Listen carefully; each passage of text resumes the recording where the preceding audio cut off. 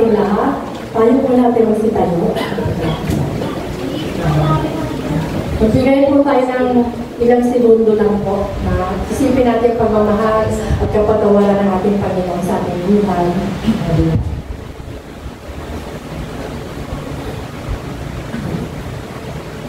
Panginoon, maraming salamat po muli sa araw nito, Panginoon, sa abala po ito.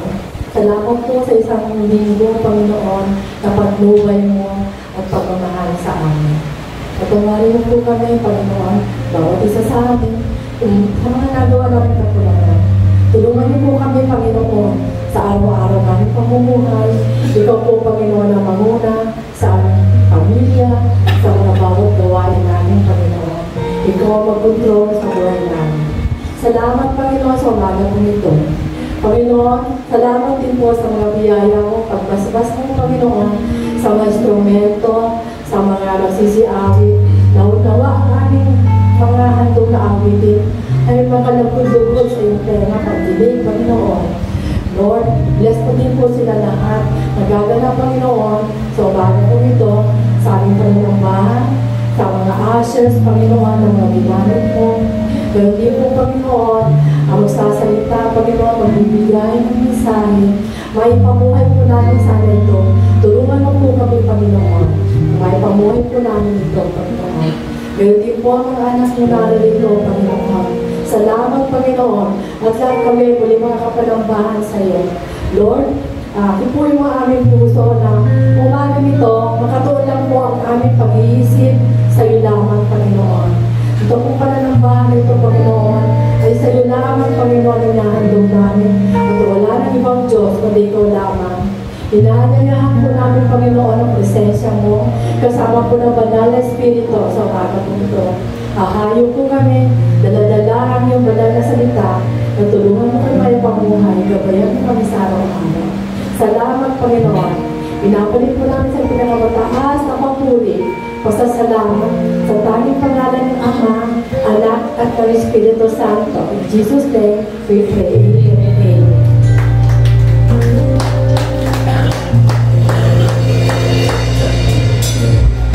Hallelujah! Palakpakan po natin ang ating Panginoon. Mas malakas na Panginoon sa ating Diyos na makapagpapagyan sa lahat. Amen and amen. In Jesus.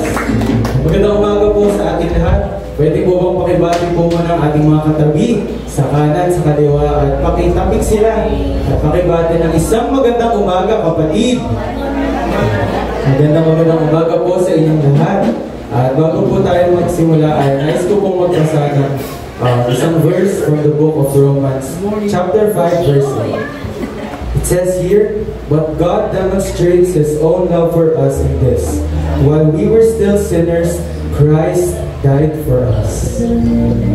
Do you believe that the love of God is perfect? The love of God who saved us from our sins. The love of God who saved us from death. And because of Jesus Christ, ay nakakatayo tayo ngayon sa sambahan ito at nagkakaroon tayo ng connection sa ating Panginoon Jesus. And with that, our response must be, thank you, Jesus, for your sacrifice. Pakisabi nga po, thank you, Jesus, for your sacrifice. Thank you, Lord. And may our response be ang pagmamahal natin sa ating Panginoon. Kaya may umaga po ating papurihan at pasalamatan ng ating Panginoon. Ibigay po natin ang ating pagmamahal na papuri sa kanya. Amen!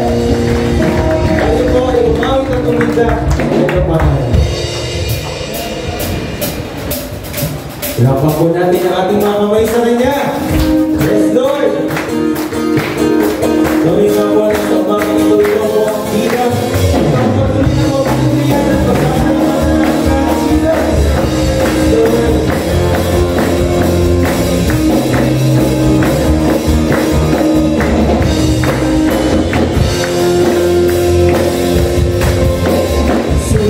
Ikaw ang nagpadaya, ikaw ang nagdusa sa kabila ng pagkukulang.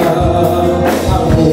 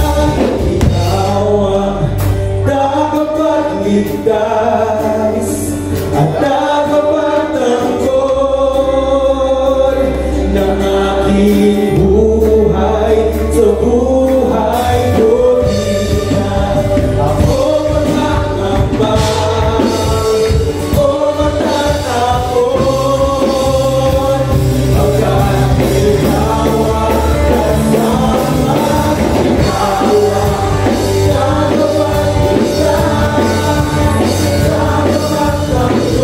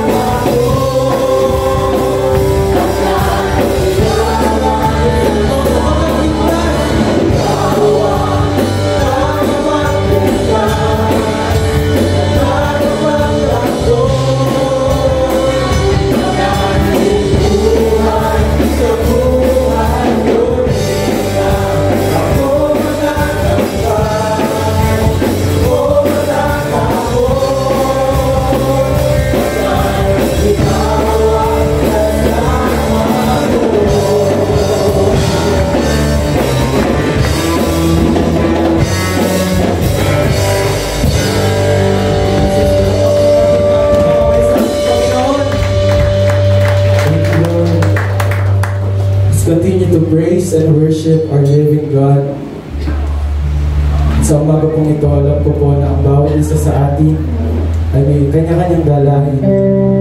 I know that every one of us experiences battles and trials sa ating mga buhay. But one thing is for sure, that Jesus Christ is always present in our lives. Amen? Sa mga panahon, hindi na natin alam ang ating gagawin. Sa mga panahon na parang feel natin hindi tayo pinapakinggan ng ating Panginoon. Kapatid, nakikinig ang ating Panginoon. Sa bawat salitang ibinibigkas mo, sa bawat pagtangis, alam ko ng ating Panginoon ay patuloy na lumalapit sa atin. And He wants to stay closer to you. Let's feel His presence today. Wala tayong ibang iisipin, kundi ang presensya lamang ng ating Panginoon, ang pagmamahal ng ating Panginoon.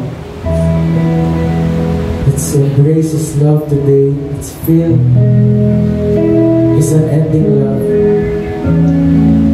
Thank you, Jesus. Let's lift our hands to our God as we continue to worship and praise Him. Thank you, Lord.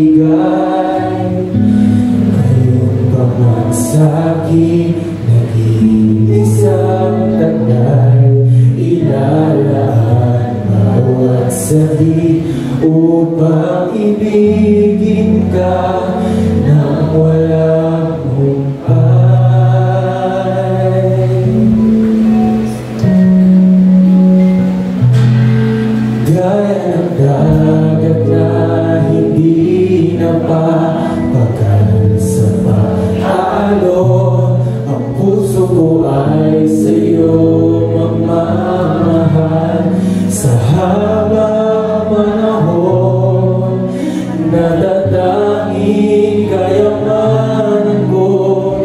ikaw ay sabahin. Wakas na pagsita'y iyong bigay, halagin ang awitin. Balik mo natin ang siya sa aking Panginoon.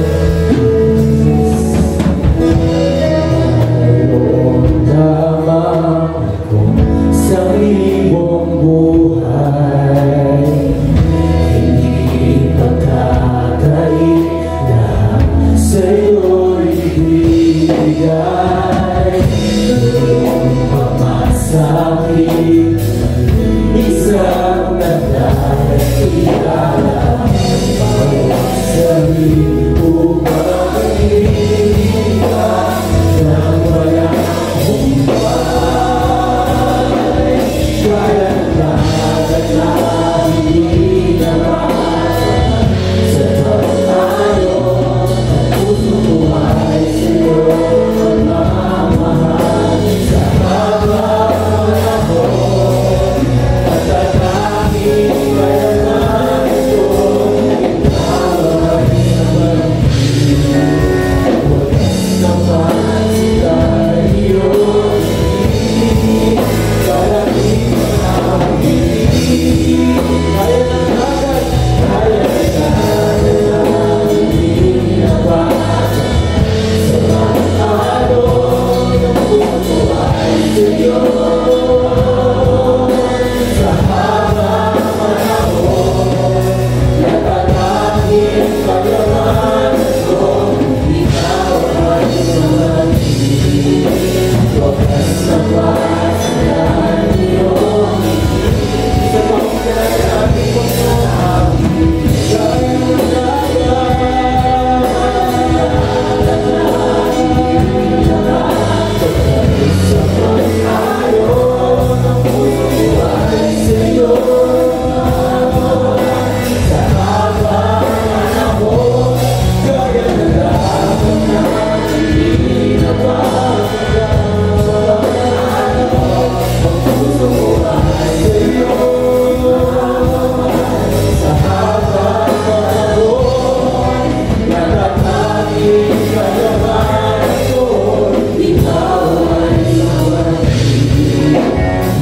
Sa habang panahon, natatanging kailanman ito, ikaw ay sabahin. Wagas naman dahil iyong ibig, kalapit ang awitin. Kaya nagdagat na hindi na papagal sa alon, ang puso ko ay sa'yo magmamahal. Sa habang panahon,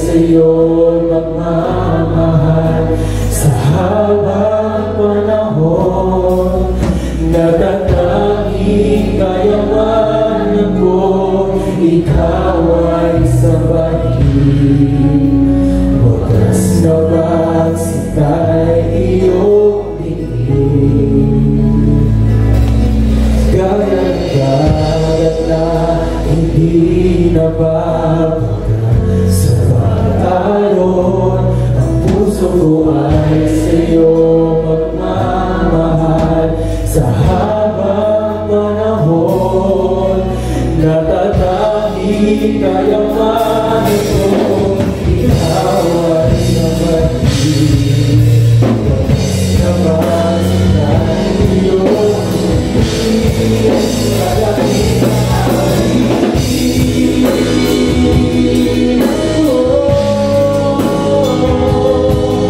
Umibig ka.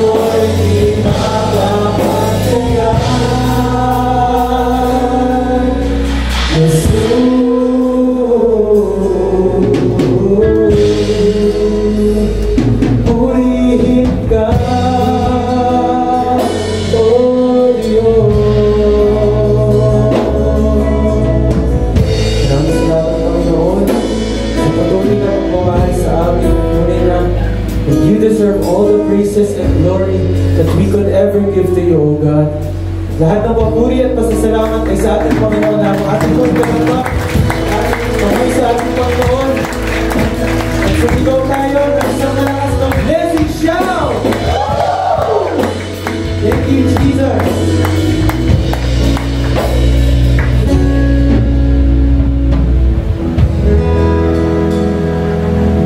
Tunay nga pong namamahal natin ang Panginoon dahil siya yung unang nagmahal sa atin. Amen? Kahit hindi po tayo mamahal-mahal, minahal tayo ng Diyos. Kahit hindi po tayo kapili-pili, ay pinili ka ng Panginoon. Kahit hindi po tayo karapat-dapat kaawaan, ay kinaawaan po tayong lahat. Kaya ngayong umaga, nakakasamba tayo sa Panginoon. Kaya ngayong umaga, nabubuksan natin ang ating mga bibig, napupuno po tayo ng pagpapasalamat sapagkat may Kristong nagmahal sa atin. Amen? Amen. Pwede bang awitin natin yung isang awitin kanina? Gaya ng dagat na hindi nababagal sa pag-alon, puso ko ay sa'yo nagmamahal. Sa hawang panahon, natatanging kayamanan ko, ikaw ay sambahin. Wagas na pagsintay iyong bibig, kalakip na awitin. Minsan pa kayo lamang po, gaya ng dagat na hindi nababagal sa pag-alon, puso ko ay sa'yo nagmamahal. Sa habang panahon, natatanging kayamanan ko, ikaw ay sambahin.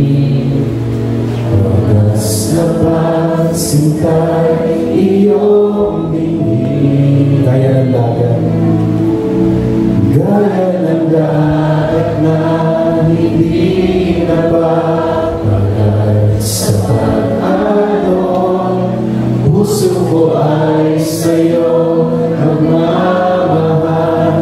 Sa habang panahon, natatanging kayamanan ko, ikaw ay sambahin. Wagas na pagsintay iyong bibig, kalakip na awitin.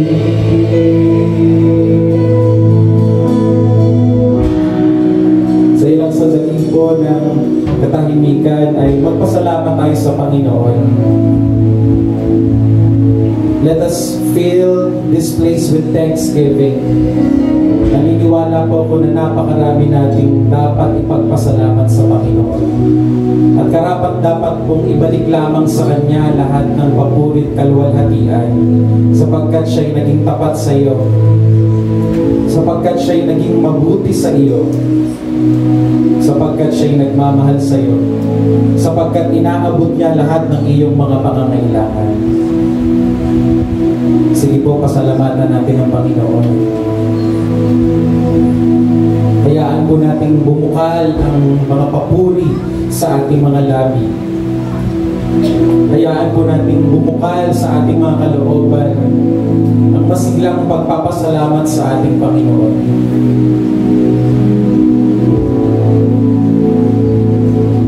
Siya ang Diyos na hindi nagpapabaya sa atin na Kanyang bayan.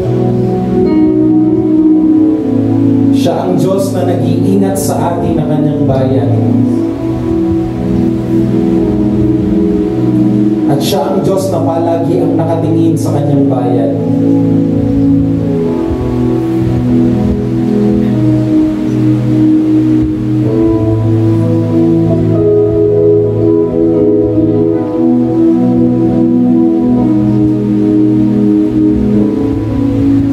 Panginoon, salamat po sa paghuhugas ng dugo ni Kristo. Bagaman kami may karumihan, Panginoon, subalit Nariyan ang dugo mo, Panginoon, upang kami hugasan sa lahat po ng aming mga pagkukulang, mga pagsalangsang sa iyo, mga kautusan, Panginoon. At kami po ay nakakalapit sa inyong banal na trono at sa iyo, banal na Diyos, hindi po dahil sa amin lamang, kundi dahil kay Kristo. Kundi dahil kay Kristong nagbigay ng kanyang buhay alang-alang po sa aming lahat. Salamat o Diyos. Ikaw ang aming kayamanan, Ikaw ang aming kagalakan, at Ikaw ang aming kalakasan. Sa iyo po lahat ng papuri sa tanging pangalan ni Jesus. Lahat po tayo ay magsabi na Amen. Amen. Praise the Lord. Ano po natin basahin ang ilang mga talata sa Biblia na ating pong pag-aaralan? Mangyari po, ipas po natin ang ating mga kanang kamay at sabay-sabay po nating sabihin ang salita ng Diyos. Ang salita ng Diyos. Nagliligtas. Ang salita ng Diyos. Nagpapagaling ng sakit at karamdaman. Ang salita ng Diyos. Nag-aayos ng buhay. Ang salita ng Diyos. Nagbibigay ng pag-asa. At ang salita ng Diyos nagpapala.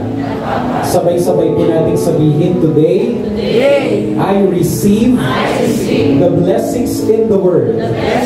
Ulitin po natin, today, I receive the blessings in the Word. In Jesus' name, Amen. Amen. Hayaan po ninyong basahin ko sa inyo ang aklat ng unang Pedro, Kabanata 2, talata 9 hanggang 10. Ganito po ang ating matutunghayan. Ngunit kayo'y mga taong pinili, mga maharlikang pari, at mga taong sakop ng Diyos. Pinili kayo ng Diyos na maging Kanya upang ipahayag nyo ang kahanga-hanga niyang mga gawa. Siya ang tumawag sa inyo mula sa kadiliman tungo sa kahanga-hanga niyang kaliwanagan. Dati hindi kayo mga taong sakop ng Diyos, pero ngayon, mga sakop na niya kayo. Noon, hindi kayo kinaawaan ng Diyos, pero ngayon, kinaawaan na kayo. Panginoon, salamat po sa mga salita mo na amin pong pag-aaralan ngayong umaga. Panginoon, kinikilala namin ang pagsama ng iyong banal na Espiritu sa aming kalagitnaan.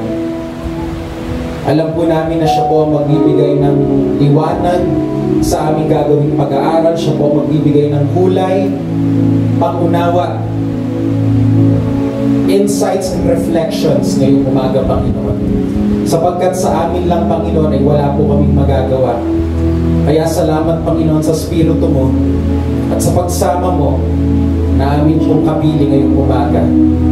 Liwanagan niyo po ang aming isip sapagkat kung wala ang tulong ninyo, Panginoon, hindi namin maaarok ang iyong mga tinuturo, Panginoon. Subalit dahil ikaw ay mabiyaya at mapagbigay, alam po namin,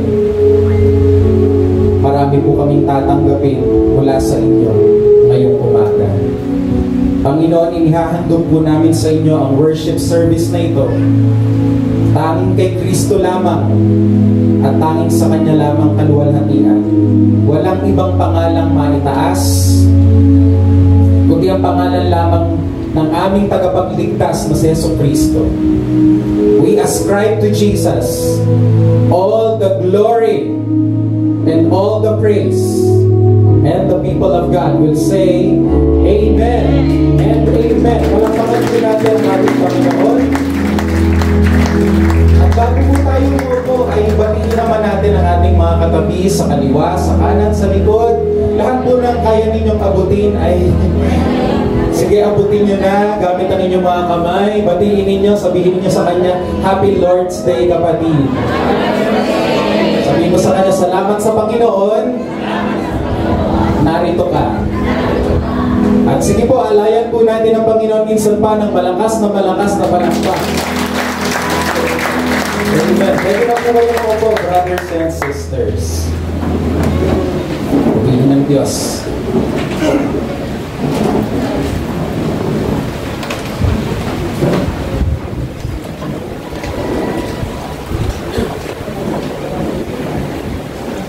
Handa na po ba kayo sa salita ng Diyos? Ang handa na magsabi ng Amen. Amen. Ang mensahe po na aking ibibigay ngayong umaga ay akin pong pinamagatang Passion for Holiness. Pagkahilig sa kabanalan. Kapatid, ano ang pinahihiligan mo ngayon? Maaaring ang ilan sa inyo ay nahihilig sa musika. Maaaring ang ilan naman sa inyo ay nahihilig sa panonood ng mga pelikula at samot-saring subscription ang ginagawa. Maaaring ang ilan naman sa inyo ay nahihilig sa sports. Walang masama. Iba't iba ang ating kinahihiligan. Subalit may isang bagay po na nais ng Diyos na dapat nating kahiligan bilang mga anak niya. At ito ay walang iba kundi ang kabanalan. In English, holiness. Sabihin nga po natin, holiness. Holiness. Pastor, posible pa ba yung sinasabi mong holiness sa panahon natin? Parang ang hirap namang maging mahilig sa kabanalan ngayon. Parang ang bigat. Parang pag sinabing kabanalan, hindi masaya. Parang ang lungkot ng dadaanan mo. Parang ang daming dapat isuko. Pastor, ayaw ko ng topic na yan. Huwag na lang po. Tao lang ako. Laging nagkakasala. Please, Pastor, huwag mo ituro yan. Katapusan na ng maliligayang araw ko. Ano?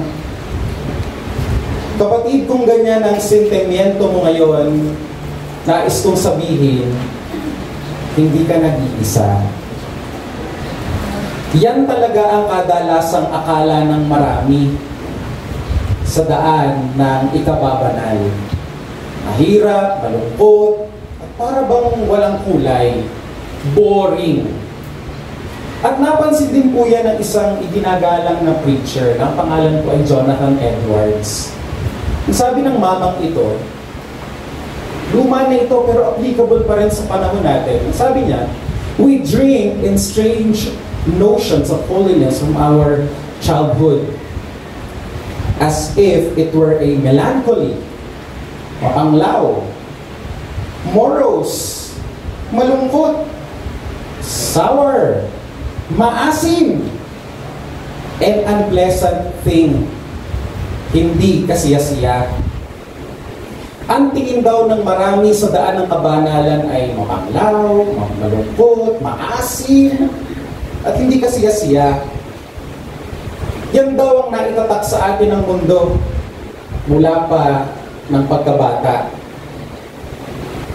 Subalit hindi po ganyan ang uri ng kabanalang itinuturo ng Biblia. Itinuturo ng salita ng Diyos na ang kabanalan ay isang bagay na kasiyasiya at isang bagay na gugustuhin mong gawin kapag nauunawaan mo talaga kung ano ito. Sabi din po ni Edwards, holiness is of a sweet, pleasant, charming, lovely, amiable, delightful, serene, calm, and still nature. Holiness is a most beautiful and lovely thing. It is sweet and ravishingly lovely.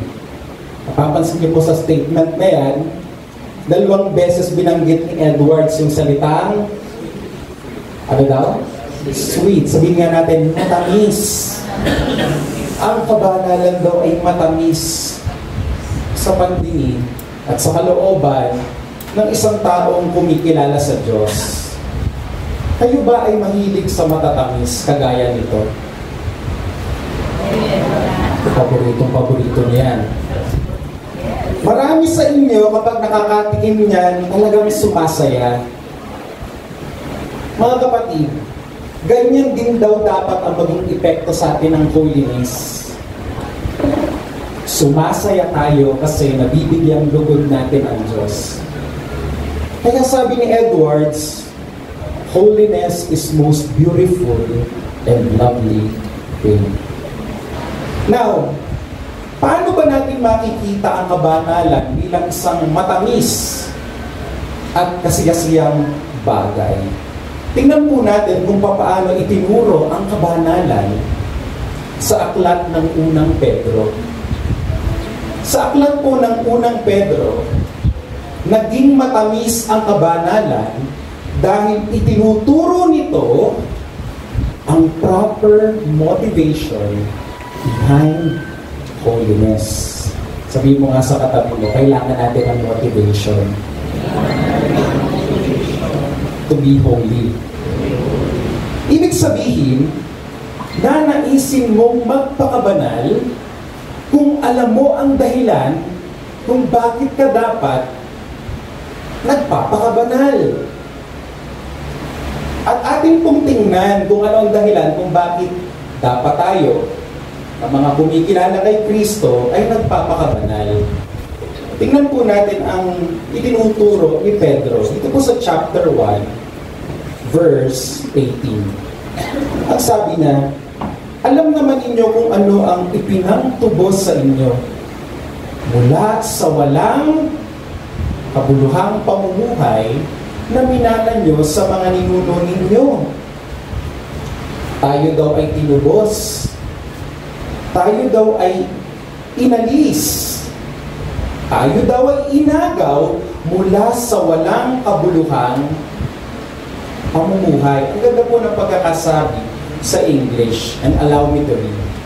Sabi sa isang salin, remember the ransom that was paid to free you from the useless way of life. Tayo daw ay iniligtas ng Diyos mula sa isang useless na buhay. Sabihin mo nga sa katabi mo, kung honest ka lang, alam mo, napaka-useless ng buhay mo noon. Walang kwenta. Ulitin mo sa kanya, walang kwenta. Useless. Kaya para ma-appreciate daw natin lalo ang kabanalan, tingnan daw natin kung gaano ba ka-useless ang buhay natin noon. Gaano ba ka-useless ang buhay natin before Christ? O bago natin siya makilala? Hiramin po natin ang sinabi ni Apostol Pablo patungkol sa walang kwentang kalagayan ng tao. Dito po sa Romans chapter 3, verse 13 to 14, ay isinalarawan po ni Pablo ang ating useless life. Sabi po niya, ganito daw ang tao, ang lalamunan nila'y tulad ng libingang bukas. Ang kanilang mga labi ginagamit sa pandaraya. Dala nila'y makamandag na parang dila nila'y makamandag na parang ulupong. Puno ng panunungayaw at masasakit na salita ang kanilang bibig. Grabe, no? Ang lalamunan daw natin noon ay parang libingang bukas. Libingan! May mabaho yun. Amoy agnas. At yung dila daw natin, ano sabi? Makamandag. Sabi mo nga sa katabi mo, yung bibig mo. Ibahin natin dahil tayo Batanggenyo, yung bunganga mo. Makamandag. Ano sabi dyan? Puro masasakit daw na salita ang lumalabas, puro tungayaw, walang kwenta at talagang walang paggalang sa Diyos. Verses 15 and 18, ang sabi pa ni Pablo, matulin ang kanilang mga paa sa pagbububo ng dugo. Parang dinaanan ng salot ang kanilang madaanan. Hindi nila alam ang daanang kapayapaan. Ang pagkatakot sa Diyos ay walang pitak sa kanilang puso. Mabilis daw ang ating paa sa paggawa ng masama. At ang sabi dyan, mabilis ang paa sa pagbububo ng dugo. Kahapon lang po nabalita na may mga teroristang pumatay ng 65 na katao sa Russia habang ang mga taong ito ay nanonood ng isang concert. Ganyan po ang kawawang kalagayan ng tao. Ganyan po ang useless life that we have. Mas gugustuhin natin ang gumawa ng kasalanan. Ang sabi pa sa Romans chapter 1, verse 29 to 31, tingnan niyo po ang kawawang kalagayan natin. Sobra silang masama, malupit, sakim at marumi ang pag-iisip. Lagi silang nag-iinggitan, nagpapatayan, nag-aaway, nandadaya, at nag-iisip ng masama sa kapwa. Nagchichismisan sila. Ano daw? Aruy. May marites na pala nung panahon ni Pablo, no? At nagsisiraan sila sa isa't isa. Galit sila sa Diyos. Bastos, mayabang, at masyadong mataas ang tingin sa sarili.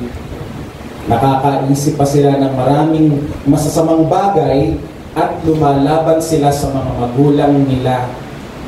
Wala silang konsensya. Palagay ko, mga kapatid, natumbok ni Pablo yung sinasabi ni Pedro na useless way of life o walang kwentang buhay.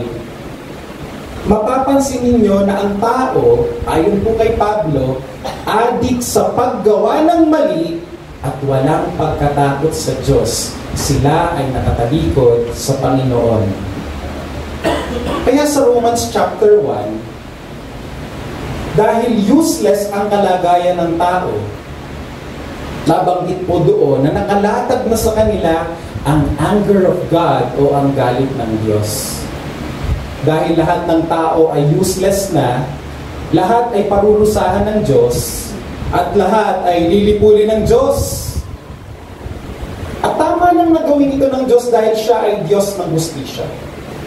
Amen?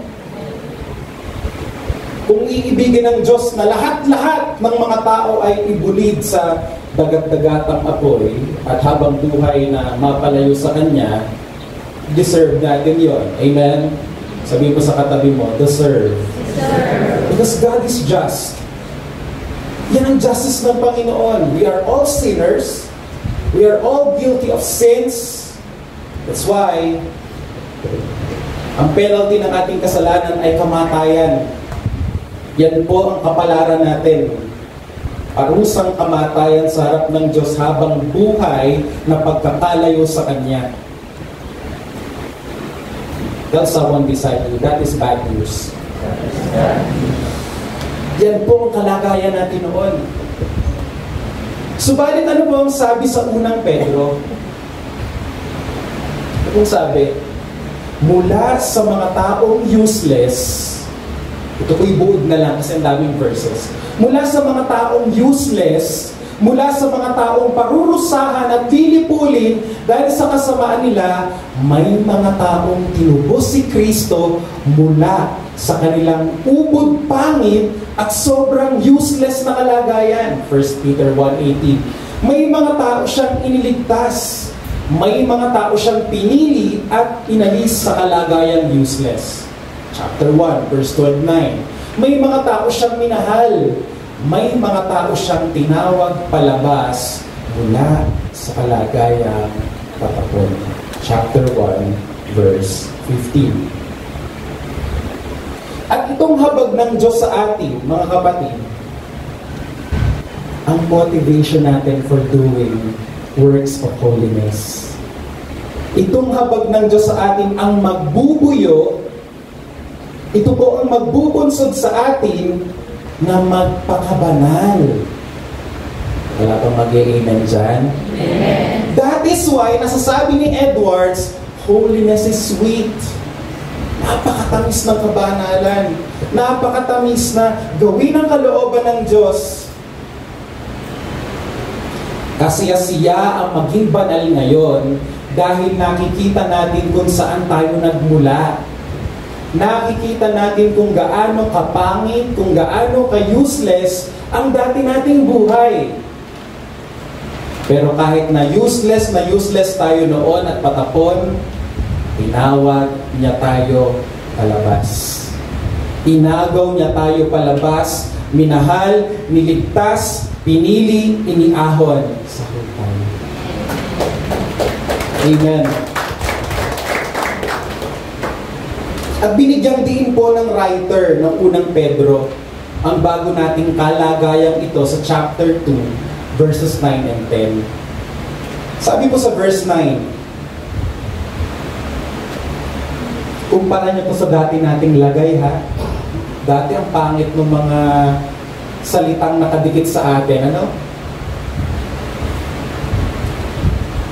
Mabilis gumawa ng mali, ang lalamunan ay parang libingan, pero eto na yung kalagayan natin ngayon dahil sa pagtutubos ni Kristo. Sabi sa verse 9, ngunit kayo yung mga taong pinili, mga maharlikang pari, at mga taong sakop ng Diyos.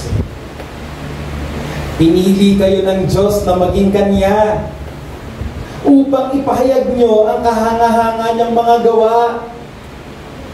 Siya ang tumawag sa inyo mula sa kadiliman, tinawag ka daw, mula sa kadiliman, patungo sa kahanga-hanga niyang kaliwanagan. Sabi sa verse 10, dati hindi kayo mga taong sakop ng Diyos. Pero ngayon, mga sakop na niya kayo. Noon, hindi kayo kinaawaan ng Diyos. Pero ngayon, kinaaawaan na kayo. Amen. Ang sarap magsabi ng praise the Lord. Dati tinatawag tayong useless, pero ngayon, tinatawag tayo ng Diyos na chosen people, a royal priesthood, a holy nation, God's holy possession. Dahil sa man sa'yo yung buhay mo, hindi na sa'yo yan. Hawak ka na ni Lord. Amen? This life is not yours anymore. Kaya ang Panginoon na ang masusunod sa ating katawan, sa ating buhay. Dati tinatawag tayong useless and under God's wrath or anger. Pero ngayon, tayo daw ay people of God and people who have received mercy. Amen. Sakop ka na daw ng Diyos. Dati sakop tayo ni Satanas at ng kasalanan. Pero ngayon, sakop na tayo ng Diyos. Kaya kapatid, babalik ka pa ba sa dati? Mas maganda na ang kalagayan mo ngayon. Amen naman dyan. Amen. Inagaw ka na ng Diyos mula sa useless mong buhay noon. Gaano man ka-useless ang buhay mo noon, gaano man ka-pangit, gaano man ka depressing ang buhay mo noon, gaano man kalala, inagaw ka doon ng Diyos. Ano man ang mga kaaliwas-was ang ginawa mo in the past, ano man yung mga destructive habits mo in the past, inagaw ka doon ng Panginoon. Today, holiness becomes sweet kasi nakikita natin kung papaano tayo nagsimula. Useless na useless tayo at nakatalagang parusahan. Pero, pinasya ng Diyos na huwag tayong parusahan, bagkos ay ibigin at kaawaan, mahalin sa pamamagitan ng pagtubos ni Kristo sa atin. Tingin ka ulit sa iyong katabi, sabi mo sa kanya, holiness is sweet. Holiness. Di ba pag nakita mo yung dati mong buhay, pag nakita mo yung kawawa nating kalagayan, tapos kinaawaan ka ng Diyos, tinubos ka ng Diyos, hindi ba't lalambot ang puso mo, magbabago yung affections mo, at talagang naisip mo, Lord, gusto kitang pasalamatan, gusto kong sumunod sa'yo, gusto kong tuparin ang mga kautusan mo. Dahil minahal mo ako, inalis mo ako sa napaka-useless na buhay. Kaya mga kapatid, ito po ang tanong ko, anong tugon natin sa habag na tinanggap natin mula sa Panginoon? The answer is obvious, paulit-ulit na. Mabubuhay tayo ng iba sa mga tao nasa mundo. Pwede bang basahin mo yung sagot? Sa bilang na 3, 1, 2, 3.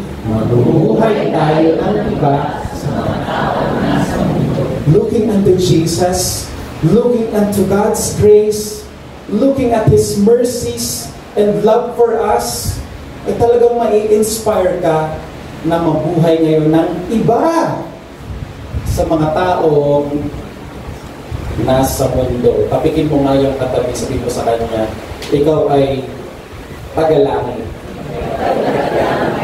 Sabihin mo sa kanya, hindi ka taga rito. Kaya dapat yung kilos at galaw mo, nag-aamoy langit. Amuin mo nga yung katabi mo kung anong amoy na yun. Baka nagkilos mundo rin, amoy mundo rin. Aba, hinirang ka na ng Diyos. Inagaw ka na ng Diyos. Iniligtas ka na ng Diyos. Ito pa, itatatak natin sa isip natin na hindi na tayo taga-mundo. Tayo ay mga taga-langit. Tayo po'y mga pilgrim. Strangers. Naglalakbay lang tayo sa mundong to. Hindi ito ang final destination.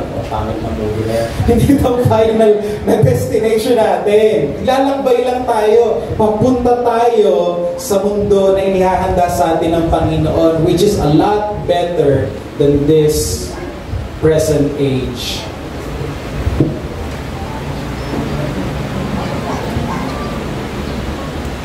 Piling ko ulit sa katabi mo, sabihin mo sa kanya, mabuhay ka ng iba sa mga taong nasa mundo. At hindi po suggestion yan. In view of God's mercies, at talagang yan ang nire-require sa atin ng Panginoon. Di bali ng tawaging baduy. Di na baling tawaging KJ at Jologs. Uso pa ba yung word na Jologs? Di na yata. Panahon namin ni Brother Joe. Baduy ang ibig sabihin. Di na baling tawaging out of style. Ang mahalaga, alam natin na mas mainam na ang ating kalagayan ngayon kaysa sa mga taong nananatili pa rin sa useless na kalagayan. Kaya ang sabi ni Pedro sa chapter 1 verse 11, tingnan niyo po, napakaganda. Sabi niya, mga minamahal, punta mo na. Wala tayong permanent residence dito. Mga minamahal, mga dayuhan kayong nakikitira. Kung may dala kayong Bible, highlight nyo yan, bilugan nyo, underline nyo. Nakikitira lang tayo sa mundong to. Kaya nakikiusap ako, sabi ni Pedro, kaya nakikiusap ako sa inyong talikuran na ninyo ang masasamang nasa ng katawan na nakikipaglaban sa inyong espiritu. Sinabi dito ni Pedro, hindi ka taga rito, dayo ka lang. Inagaw ka na ng Diyos mula sa dilim. Pinalaya ka na sa useless mong buhay. Kaya huwag ka nang gumaya sa kanila, iba ka kaysa sa kanila.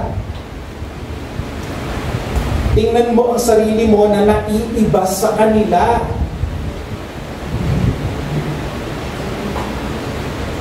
Kahit natawagin ka nila, nakakilala lang kay Kristo eh. Di bali na. Amen? We would rather please God than men. Amen? Verse 12, sa lahat ng oras. May sinabing pag Sunday lang ha. Sa lahat ng oras, ipakita nyo. Ulitin ko, sa lahat ng oras, ipakita nyo sa mga taong hindi kumikilala sa Diyos ang matuwid ninyong pamumuhay. Kahit na pinararatangan nila kayo ngayon ng masama sa bandang huli, ay makikita nila ang mga kabutihang ginagawa nyo at luluwalhatiin nila ang Diyos sa araw ng pagdating niya. Balikan nga natin sandali yung una nating pag-aaral. Bakit ba sinulat itong unang Pedro?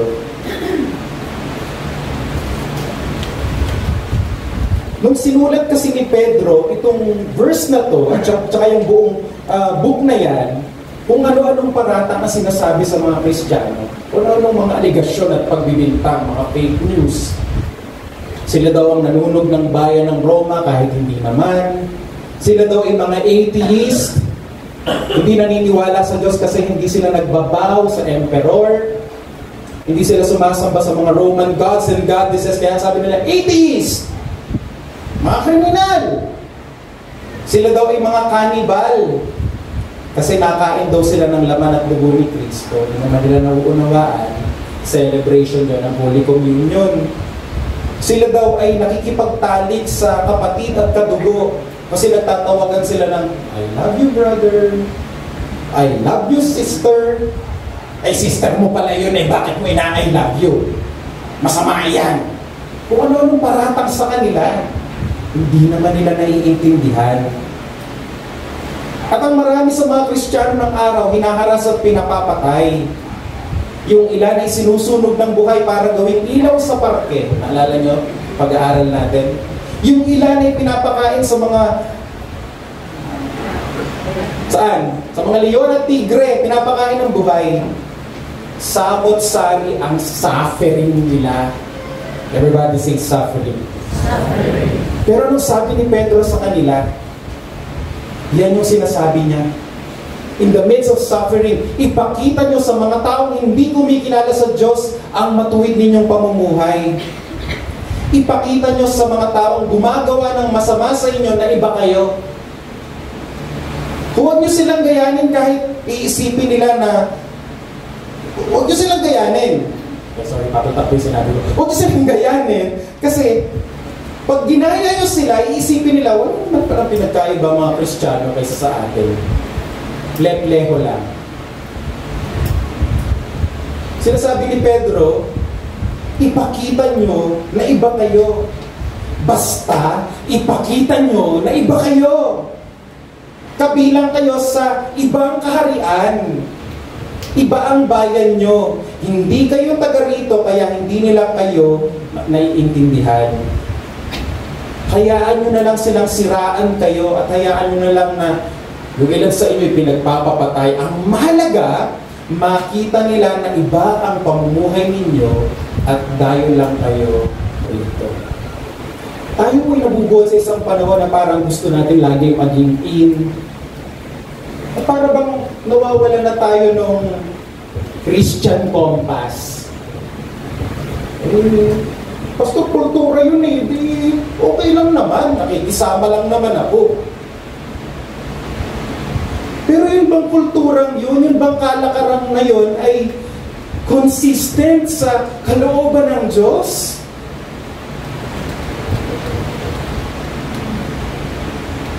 Sabi mo sa katabi mo, iba ka. Inagaw ka na ni Lord.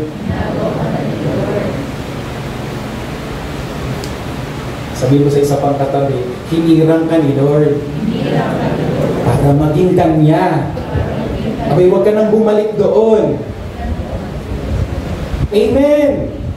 Yan ang dahilan kung ba't ka hinirang ng Diyos. Yan ang dahilan kung ba't inagaw ka ng Diyos sa kadiliman. Para maging maging Kanya at upang magliwanag ang kaharian niya sa buong mundo sa pamamagitan mo.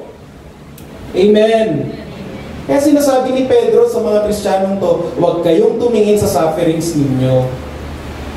Ang tingnan ninyo na bagaman useless kayo noon, kagaya ng mga tao na nangahamak sa inyo, hindi na kayo kagaya nila ngayon. Kayo ngayon ay bayan ng Diyos. Kayo ay ligtas na. Tiisin nyo ng may kagalakan ng mga suffering at paghihirap na yan dahil may nakahandang mana ang Diyos para sa atin. Ang manang ito'y nasa langit, walang kapintasan, hindi nasisira at hindi kumukupas. Pag natetempt ka na, parang gusto mo na namang bumalik sa dati mong buhay, tandaan mo tong verse na to. May nakahandang mana ang Diyos para sa iyo. Naghihintay. Yun ang totoo nating tirahan. Yun ang totoo nating kayamanan. Ang totoo, sinasabi ni Pedro, mas pinagpala kayo kaysa sa mga taong nang-aapi sa inyo. Kayo ang totoong mayaman kasi may kaligtasan kayo. Kaya tumingin kayo sa kaligtasang nasa langit habang nabubuhay kayo ng iba sa kanila na useless ang buhay at wala pa rin sa liwanag. Wala na yata akong kausap ngayong umaga. Chapter 1, verse 14. Kanino pa sabi ni Pedro? Bilang masunuring mga anak ng Diyos, huwag kayong padadala. Huwag kayong magpapatianon. Sa masasamang hilig ninyo nung hindi pa kayo nakakakilala sa Diyos. Nakakilala ka na kay Lord binigyan ka na niya ng mata para makita yung liwanag ng gospel. Nauunawaan mo yung mga taga-mundo, hindi nila nauunawaan ng gospel. Ikaw nauunawaan mo na may Kristong tumubos sa'yo. Kaya bilang tugon, huwag ka doon padadala sa masasamang hilig ng iyong katawan. Verses 15 and 16. Napakaganda po ng verse na ito. Pwedeng memory verse. Banal ang Diyos, tumawag sa inyo. Kaya dapat magpakabanal din kayo sa lahat ng ginagawa nyo. Sapagkat sinasabi ng Diyos sa kasulatan, magpakabanal kayo dahil banal ako. Yung Diyos na umagaw sa iyo ay banal. Dinala ka niya sa Kanya. E dahil nasa Kanya ka na siya'y banal, magiging banal ka rin ngayon. Amen. Dinala ka niya sa kabanalan, at dahil nasa puder ka na ng kabanalan, wala ka na sa puder ng kadiliman, magpapakabanal tayo kagaya ng Diyos na tumira, umagaw, at nagligtas sa atin. Amen. Verses 18 and 19. Alam naman ninyo kung ano ang ipinagtubos sa inyo. Kasi sinabi pinagtubos, binawi, inagaw, inalis. Alam naman ninyo kung ano ang pinagtubos sa inyo mula sa walang kabuluhang pamumuhay na minanan niyo sa mga ninuno niyo. Ang ipinagtubos sa inyo ay hindi ang mga bagay na nawawala, katulad ng ginto o pilak, kundi, ang mahalagang dugo ni Kristo.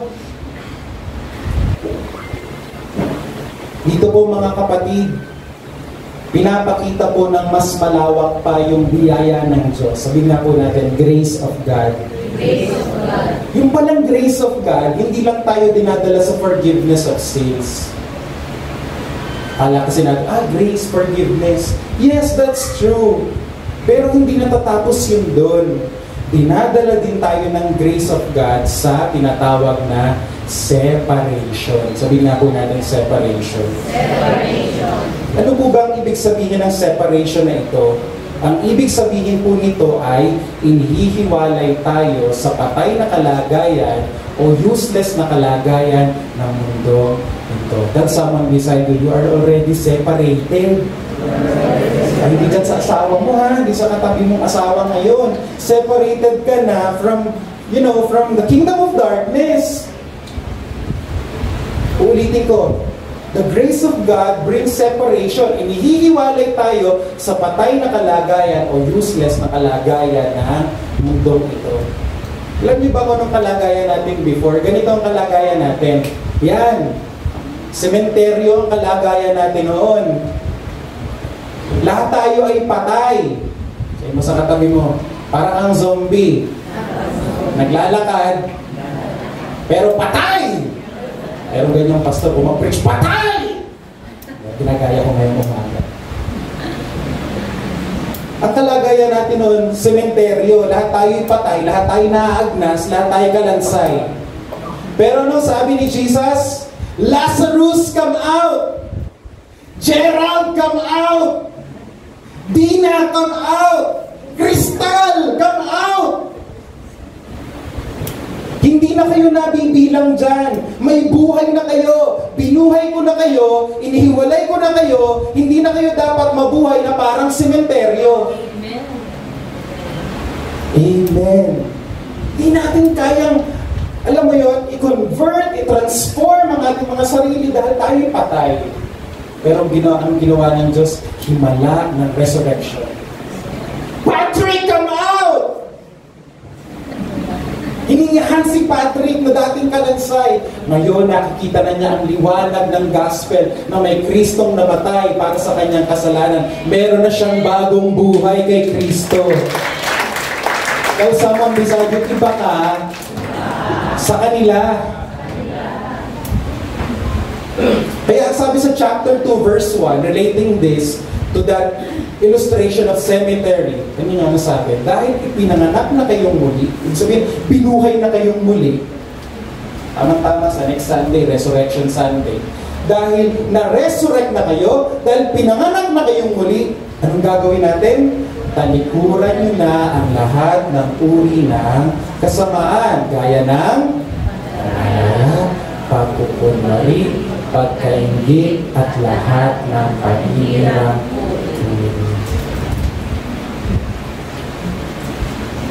Buti na lang pinrovide ng Diyos yung motivation, ano? Kasi kung ganyan lang, bawal mandaya, bawal magkunwari, bawal mainggit, bawal manghirap. Parang hirap, pero dahil pinrovide ng Panginoon yung whole picture, you were once dead, He made you alive. You were once useless, pero pinakitaan ka ng habag ng Diyos, parang lalambot yung puso mo. Lord, salamat, minahal mo ako. Anong next, Lord? Gusto kitang bigyan ng kaluwalhatian. Hindi na ako magdaraya, hindi na ako magkukunwari, hindi na ako maingkit, hindi na ako maninira. In view of your mercy, in view of your love, this is my spiritual worship. Amen. Kala nyo ba ang worship ay yung nagtatatalon lang kayo pag Sunday? Jesus, ikaw ang bida. Well, yeah, pwede naman. Okay lang. But you know, a higher form of worship is really offering your bodies as a living sacrifice. Amen. Amen. Verses 2 and 3. Gaya ng sanggol na bagong panganak, ito, manabig kayo sa dalisay na gatas na espiritual upang lumago kayo hanggang makamtan nyo ang ganap na kaligtasan na yung naranasan na ninyo ang kabutihan ng Panginoon. Habang hinihintay daw natin yung kaligtasan naghihintay sa atin sa langit, tayo daw ay manabig. Saan daw tayo mananabig? Sa dalisay na gatas na espiritual. Amen. Meron daw tayong dapat inumin. Meron daw inumin. Pakinggan nyo to. Meron daw inumin na dapat kinaaadikan natin ngayon. Sabi mo sa katabi mo, ano kaya yun? The Word of God. Amen? Yan ang inumin na dapat kinaaadikan mo ngayon. Alam nyo, napakarami pong tagubilin sa unang Pedro. At kulang po ang oras para himayin isa-isa. Kaya ang hamon ko sa inyo, basahin ninyo ang unang Pedro. Kasi talagang pinapakita dyan yung iba't ibang application ng kaligtasan sa buhay natin. Merong tagubilin patungkol sa buhay mag-asawa, pagpapasakop sa leader ng bayan, paggalang sa church leaders, tamang pananalita, nabanggit dyan, huwag padalos-dalos, etc. etc. Pagiging mabait, at lahat ng pagpapakabanal na tinuturo ng 1 Peter, tugon natin sa isang bagay, habag ng Diyos na tinanggap natin.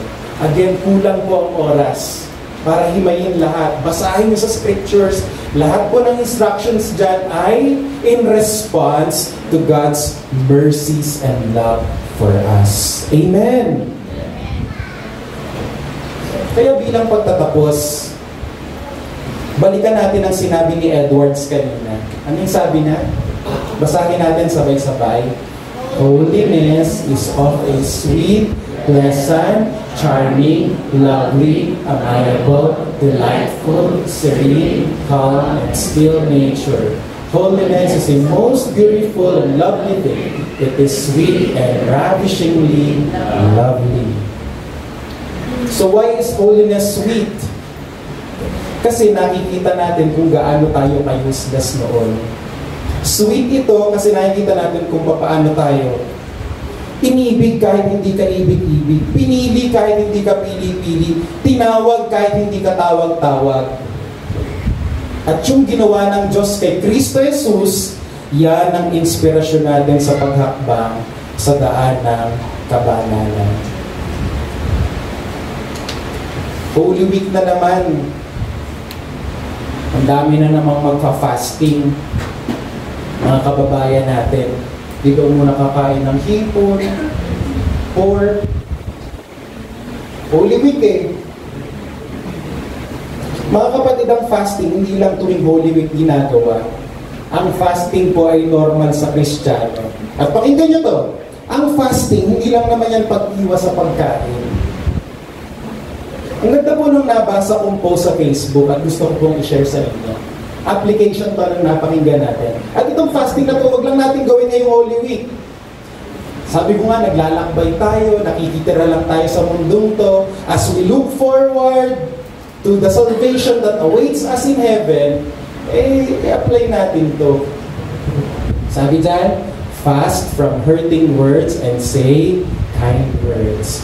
Fast from sadness and be filled with gratitude. Fast from anger and be filled with patience. Fast from pessimism and be filled with hope.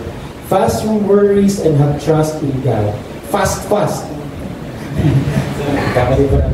Fast from pressures and be prayerful. Fast from bitterness and fill your hearts with joy. Fast from selfishness and be compassionate to others. Fast from grudges and be reconciled. Fast from words and be silent so you can listen.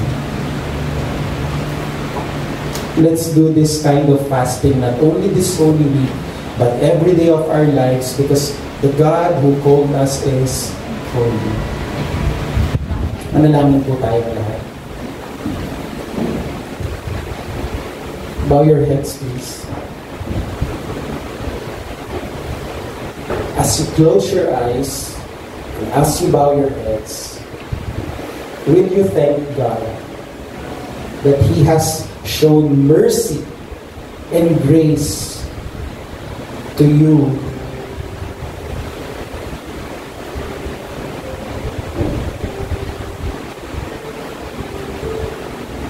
You were once living the useless way of life. You were guilty of your sins. You were once dead. But the Lord made you alive.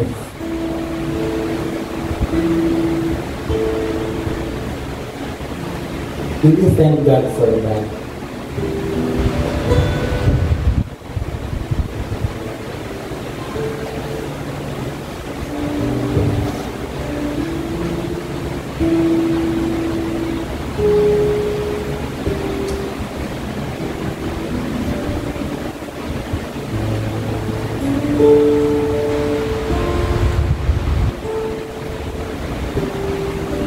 Will you ask the Lord to empower you with His Spirit so that you can live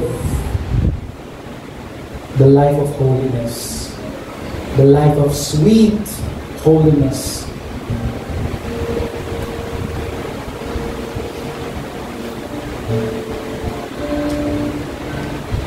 Nilagay ka ng Panginoon sa mas magandang kalagayan. Iba kaysa sa kalagayan ng mga taong wala pang Kristo. Kapatid, you are a special people. You are a holy nation. You are God's special possession. That is who you are. That's why God is telling you, hindi mo kailangan mabuhay na kagaya nila.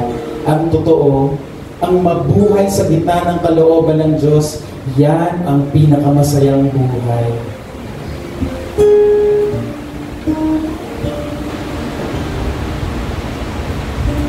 Salamat po, Panginoon,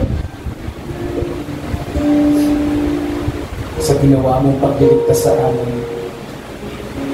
We just want to enjoy every moment of our lives with you. Because you're a good God to us. Salamat po. This is our prayer. In Jesus' name. Amen. Nandara po ninyo ang Panginoong Elements. Buksan po ninyo.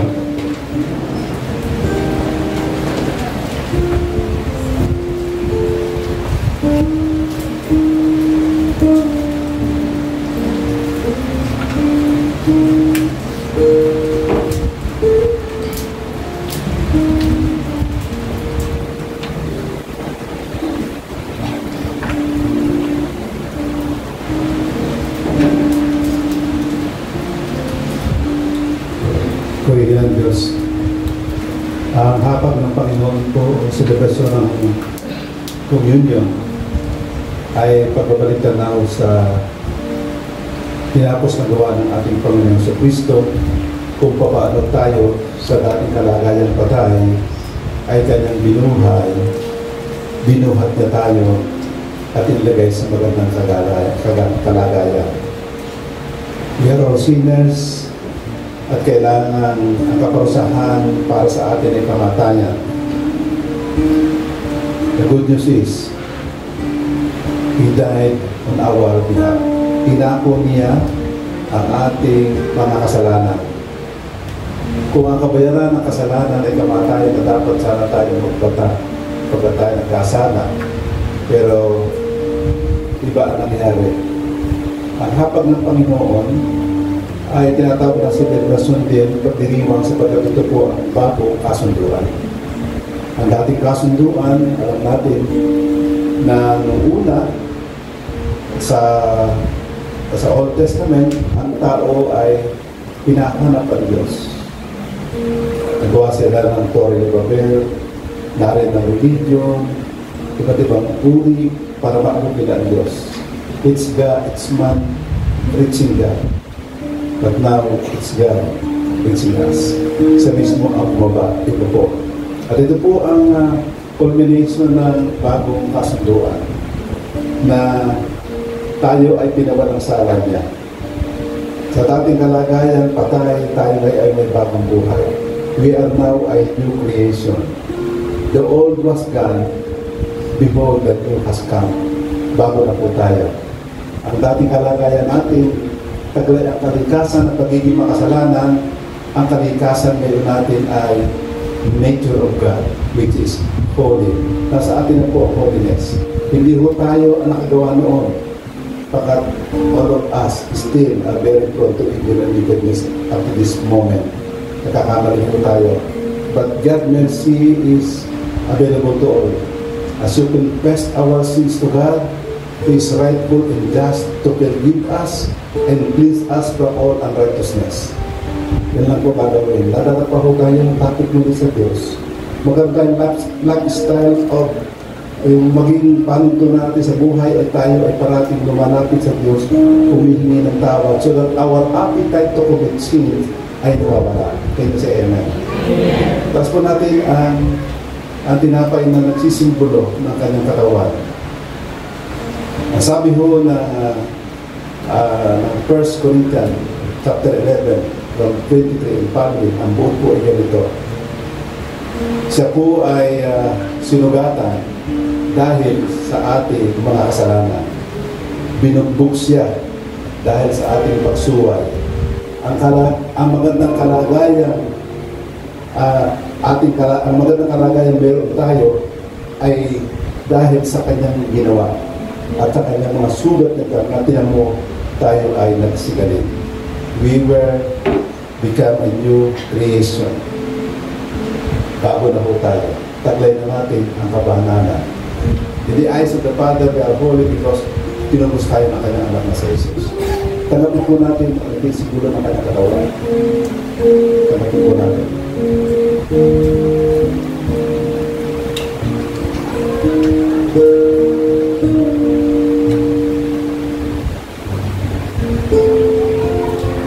Ang salita po ng Diyos, tayo rin nagsigaling. Ano man ang suliranin natin, bitakbuhan tayo. If we have problem, nakalaan ang kagalingan, nakalaan sa ating solution maker. Run to God always. If you are propped up with problems, go to God. He has all the solution for us. Amen. Tapos po natin ang inumin na nagsisimbolo ng kanyang dugo. Katuparan po ito ng Old Testament na sabi, walang kapatawaran ng kasalanan kung walang pagbubuo ng dugo. 2,000 years ago, He died on the cross. His blood was shed for all of us for the forgiveness of sin. Tanggapin po natin ang inumin. We are freely forgiven by the shed blood of the Lord Jesus Christ. Praise the Lord. Alright. Are we all blessed, mga kapatid? Okay. Kitang-kita yung katibayan ng mula sa kadiliman, pinili tayo ni Lord. Kaya talagang kahit tayo walang kapag-asa, kay Lord, lagi tayong hopeful. Yun lang. Alright. So, since we are very hopeful today, taas po natin ang ating mga kamay at tinagin natin sa ating kanan dibdib. Kalawang dibdib. At sabay-sabay po natin basahin ang ating covenant. Kami ay nagpasya. Kami ay nagpasyang magmamahalan bilang magkakapatid. Ang isa ay para sa lahat, ang lahat ay para sa isa. Ang lakas ng isa ay lakas ng lahat. Ang kahinaan ng isa ay kahinaan ng lahat. Kami ay nagpasyang magtulungan sa hirap at ginhawa. Ang bawat isa ay ubutan ng lakas. Kami ay nagpasyang sama-samang lumago bilang mga anak ng Diyos. Sa pangalan ni Jesus, Amen. Pwede na po tayo magsiupo. Meron po ba tayong newcomer today? Mga bagong guests or bagong dumalo sa ating church today? Okay, so parang wala po. Alright. So let's go on to our announcements. So we have our Sunday school for kids for ages 3 to 11 years old. And we also have our Quiet Solas. So this happens every Tuesday. Our covenant meeting 5:30 p.m. to 7 p.m. So this is open for everybody. Next is our weekly youth fellowship. So we are still establishing our youth fellowship at the moment. Next is our Sunday morning services, morning fellowship at 9 to 11 a.m. and evening fellowship at 7 to 8:30 p.m. And hosting a home prayer meeting for your family or simbahay is still open. So reach out for our workers for any information. Next is praise and worship team is in need of instrumentalists. So we need keyboardists, bassists, lead guitarists, and drummer. So if you're interested, fill out the form at the registration. Next is we have our movie or film showing on Monday, Thursday, March 28, 2024. So that's 3 p.m. onward. And we're going to watch War Room. So this is good for family. So invite your family po. Next is Good Friday. So that's on March 29,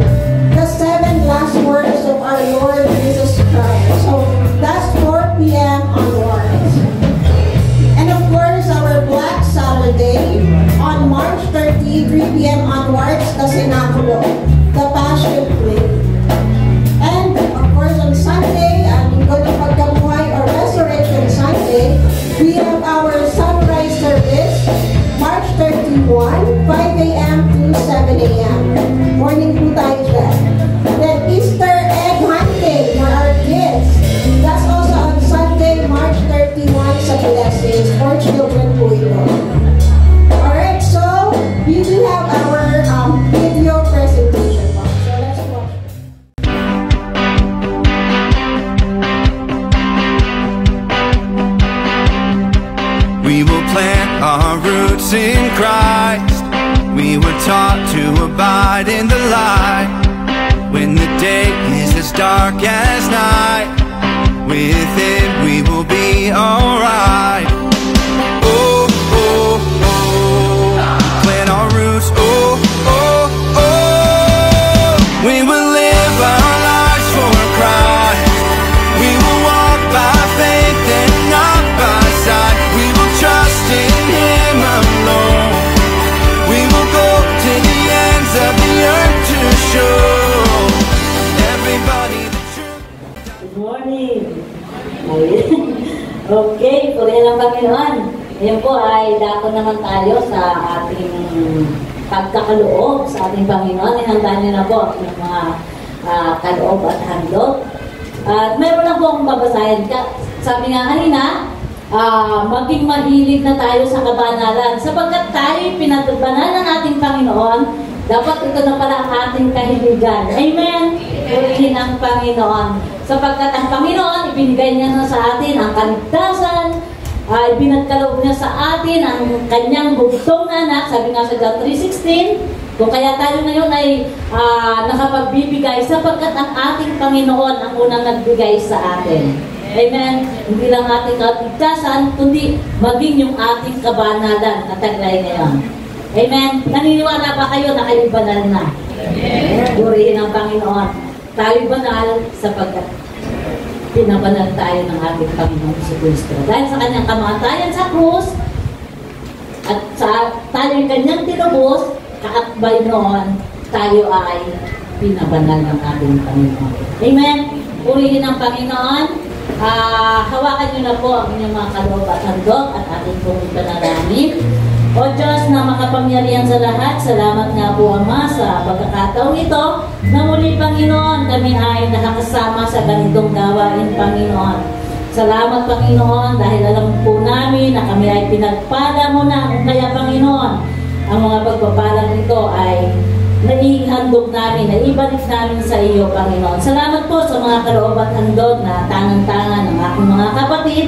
Salamat po Panginoon dahil alam po Diyos na ang mga salaping ito na aming malilikom o Diyos ay patuloy na magagamit para sa iyong gawain, Panginoon, upang higit na mapalaganap ang iyong banal na salita, upang lalo, Panginoon, na maparami ang mga kaluluwa na mailapit sa iyo, Panginoon. Kung kaya, Panginoon, salamat dahil alam ko, Panginoon, na ang mga kaloob at handog na ito, Panginoon, na malilikom namin, Panginoon, ay alam ko, Diyos, na gagamitin mo para sa iyong kaluguran.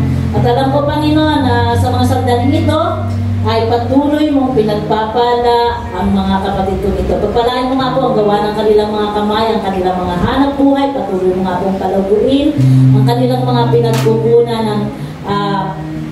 ng kanilang Panginoon, ang kanilang mga pangangailangan. Salamat nga po, Panginoon, dahil alam ko, Diyos, na ikaw ang patuloy na magbabalik sa amin ng lahat ng ito. Ito po ang aming dalangin sa pangalan ni Jesus. Amen. Thank you, Lord.